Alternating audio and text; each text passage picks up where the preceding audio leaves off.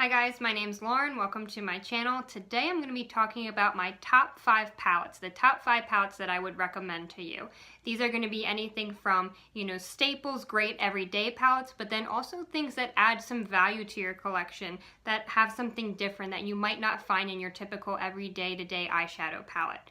And then as a bonus, I'm also going to be talking about 2 palettes that I would say to maybe stay away from. So if you want to see my top 5 palettes, just keep on watching. So as I go through these eyeshadow palettes, I'm not going to be going in any particular order. I'm just going to go through my top 5. I'm going to tell you what I love about them, and I'm also going to show you some swatches. The first palette that I'm going to talk about today is the Too Faced Chocolate Bar Palette. Now this is a classic. This was one of the first palettes that I own. This palette just has some sort of nostalgia to me. I feel like the Chocolate Bar Palette to me is what the Urban Decay Naked palette is to most people. I just love the tones in this. I feel like they're perfect for every day. A lot of neutral colors, but it has some shimmers in there. As you can see, I really love this shade Salted Caramel. I think this is a perfect color to wear every day. This is beautiful. If you just pop this in the crease, some mascara, and you're good to go.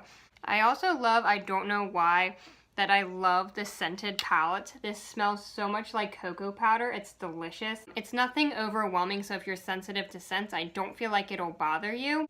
But it just adds something a little bit unique to it, and I feel like it makes the palette fun to use. I feel like these colors are super easy to blend. The mattes are super pigmented, and the shimmers, there's not a whole lot of fallout. I feel like this is a perfect staple to have in your collection. Another palette, I don't have it here, but I would also recommend kind of like the sister palette to this, which is the Semi-Sweet Chocolate Bar Palette. If you like more kind of warmer shades, that one might be good for you as well. This palette is probably my favorite everyday palette. This is the Tarte In Bloom by Tarte. It has a really nice big mirror. I won't blind you with that, but it's perfect for traveling on the go. All you need to do is bring this with you. You can do just neutral looks. You can warm it up. It's got some pink tones in there, and I love how it's got this pop of shimmer here, this shade Funny Girl. I think this is beautiful on the lid. And this palette, it also kind of has that cocoa smell to it, just like the Too Faced Chocolate Bar Palette, which you know that I love. This palette I actually got as a gift from my older sister for Christmas, and I think that that's a great idea. I feel like this is a palette that if you don't know what to get someone, they're into makeup, but you're not exactly sure what kind of colors you like, I think this is a perfect staple palette that anyone can use. Now another Too Faced palette. This is the Too Faced Natural Eyes palette. This is also a classic to me. I think this, if it was not the first palette that I ever purchased, it was one of the first ones. I feel like this is great because it has a really good mixture of mattes as well as shimmers. So again, like the Tartelette palette, I feel like it's perfect for every day. You have those nice neutral colors where you can just pop, that soft brown in the crease, a little bit of shimmer on the lid, but then you have those darker shades where you can really smoke it out. This next palette that I'm going to talk about here might be a little bit controversial. This is the Anastasia Subculture palette. I know when this palette first came out, people were like hating it, like absolutely hating it. All the reviews I watched on it were awful. But I still ended up wanting to get it because I feel like I love the colors in here. I feel like they're super unique. So this kind of palette is what I'm talking about here when I feel like something adds value to your collection. We have these beautiful everyday palettes that we've already talked about, but this I feel like is super different. There's shades in here that I don't feel like I have in any other palettes in my collection. So it's got these deep, rich teal colors, this deep purple. I actually love yellow eyeshadow. I feel like this is perfect for fall. This is actually the palette that I'm wearing on my eyes right now, and I did a video on how I got this look. So I'll link that down below if I've put it up yet. I'm not sure which one's going to be up first. But then this color here, this is Electric. This is that green shade that I have in the inner corner of my eyes. I just feel like it's so super unique and beautiful. I've also done this kind of over that teal shade before. It really just makes it pop, adds a different dimension, kind of like a mermaid effect. I really love it.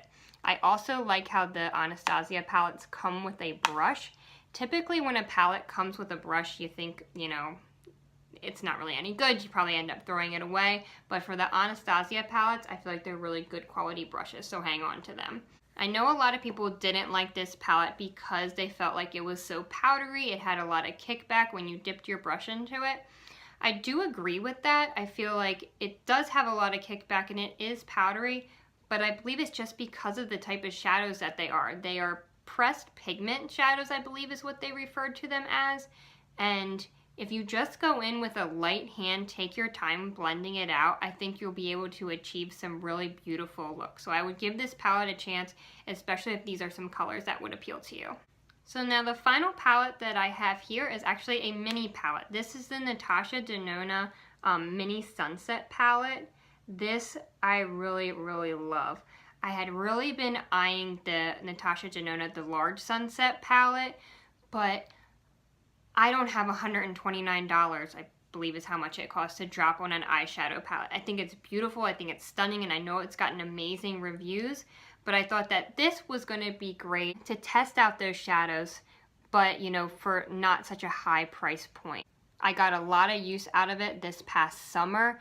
Beautiful, warm tones. The mattes are really creamy, super pigmented, and then the shimmers as well are super pigmented. You don't get a lot of fallout with this palette. Super, super smooth and creamy.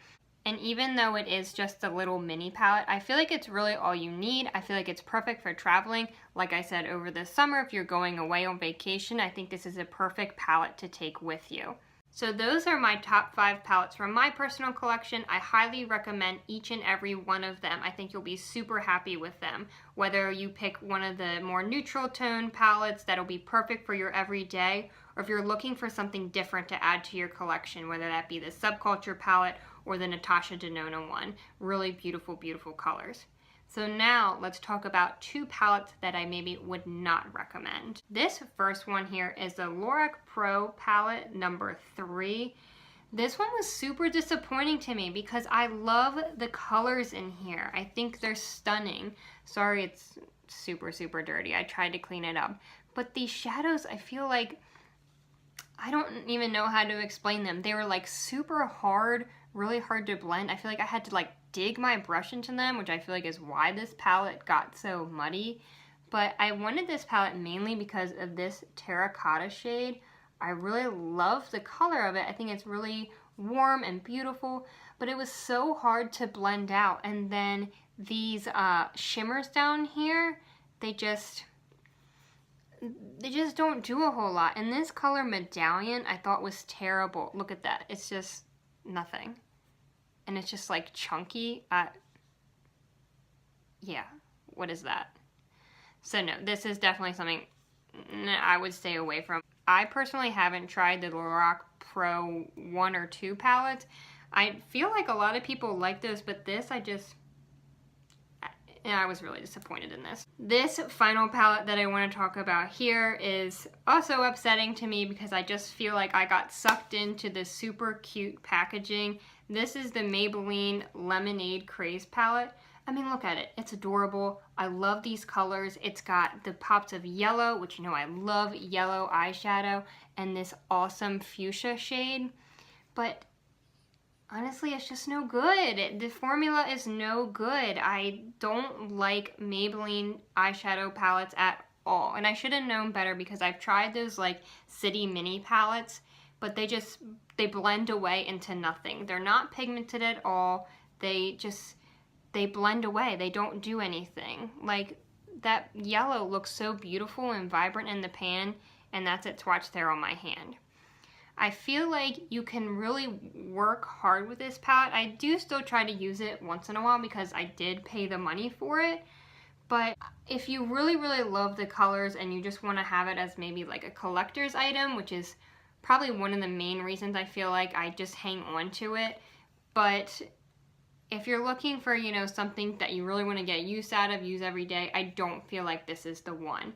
And I typically do feel like that with most drugstore palettes. I feel, you know, drugstore, they really kill it when it comes to foundations, concealers, face products, but eyeshadows, thus far, I really have not found an eyeshadow palette from the drugstore that I would recommend at all. I just feel like if you're gonna spend your money somewhere in makeup, it would be to spend it on, you know, a higher end eyeshadow palette.